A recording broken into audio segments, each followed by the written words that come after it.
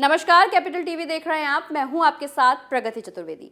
अपने बयानों को लेकर अक्सर सुर्खियों में रहने वाले सुबह सपा अध्यक्ष ओम प्रकाश राजभर ने अब बागेश्वर धाम के महंत पंडित धीरेन्द्र कृष्ण शास्त्री पर विवादित बयान दे दिया है, जिसके बाद से सियासत अब और गर्म हो गई है। ये रिपोर्ट देखिए। हमेशा विवादित बयानों के चलते चर्चाओं में रहने वाले राजभर अब एक बार फिर विवादों में घिर गए हैं। इस बार राजभर ने बागेश्वर धाम के महंत पंडित धीरेन्द्र कृष्ण शास्त्री पर विवादित बयान दिया है। उन्होंने कहा कि भारत को हिंदू राष्ट्र बनाने का विचार उनका व्यक्तिगत विचार हो सकता है, उनका हर्ष भी राम रहीम जैसा होने वाला है। वहीं दूसरी तरफ उन्होंने स्वामी प्रसाद मौर्य पर भी निशाना साधा और कहा कि वो सुर्खियों में बने रहने के लिए ऐसे बयान देते रहते हैं। दरअसल सुबह सपा अध्यक्ष ओम प्रकाश राजभर बस्ती पहुंचे थे, जहां उनसे बागेश्वर धाम के पीठाधीश्वर पंडित धीरेन्द्र शास्त्री को लेकर भारत को हिंदू राष्ट्र बनाने के बयान पर सवाल पूछा गया। तो राजभर का कहना था कि भारत देश संविधान से चलता है और इसे हिंदू राष्ट्र बनाने का विचार उनका व्यक्तिगत है। अगर भारत हिंदू राष्ट्र बनता है तो क्या भारत में मुस्लिम या ईसाई नहीं रह पाएंगे? इतना ही नहीं, ओपी राजभर का कहना है कि पंडित धीरेन्द्र शास्त्री का हश्र भी राम रहीम की तरह ही होगा।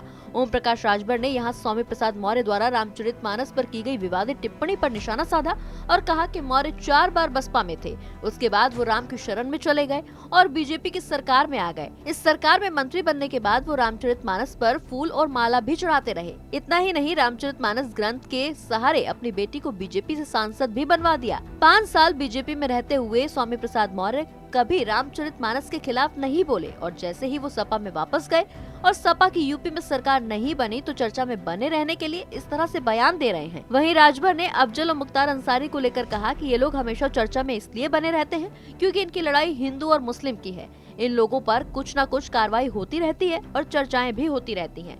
कांग्रेस, सपा, बसपा ये तीनों ही पार्टियां मुसलमानों को अपना वोट बैंक समझती हैं और सिर्फ बीजेपी का डर दिखाकर इस समुदाय से वोट लेती हैं।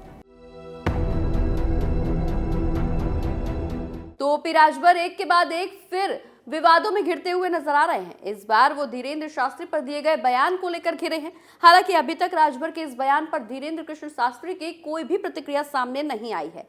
इस खबर में बस इतना ही। आप देखते रहिए कैपिटल टीवी। नमस्कार।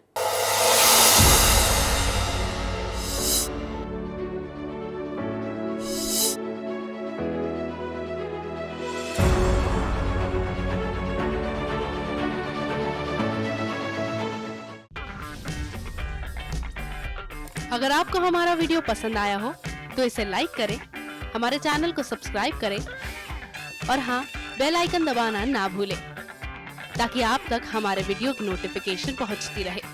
आप अपना सुझाव हमें कमेंट बॉक्स में दे सकते हैं। हमारे साथ जुड़ने के लिए शुक्रिया।